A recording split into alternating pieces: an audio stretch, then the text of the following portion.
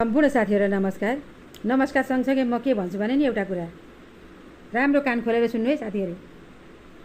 होइन हौ, तपाईहरुको भिडियो मेरो टिकटकको प्रोफाइलमा आउँदाखेरि चाहिँ मैले सबै 5वटा अप्सन पुरा गरेर हेरेको छु।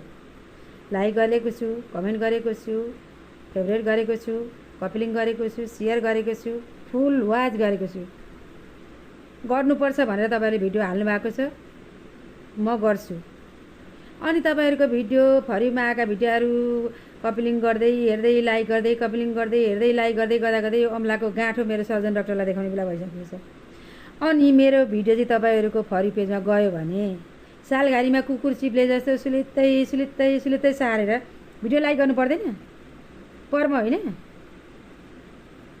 कि एकोरो रोटी पाक्छ कि एउटा मात्रै हातले ताली बज्छ? मेरो पुराना साथीहरूले भनेको सुन्दैछु है म। अब पुराना साथीहरू भाइरल भएर गए नि, सुनको धुरी लाउँछौ टिकटकबाट, पछि चाहिने त आफ्नै आफन्त इष्टमित्र र पुराना साथीहरू चाहिन्छ। मेरो त कमेन्ट गर्न मिल्दैन, मेरो त लाइक गर्न मिल्दैन।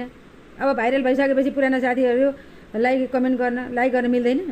कहिले कमेन्ट गर्न मिल्दैन? मैले 1000वटा कमेन्ट गरिसकेँ, 1000वटा भिडियोमा लाइक गरिसकेँ। अब टिकटकमा नामै त अहिले नलिउँ होइन।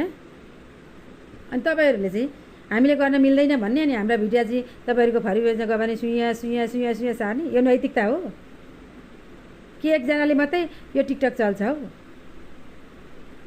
कि एउटा हातले मात्रै ताली बज्छ हौ?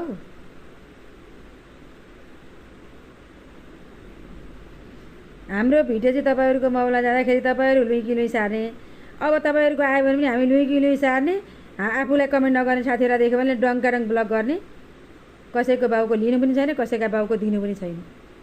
नमस्कार, राधे राधे, शुभरात्रि, गुड नाइट।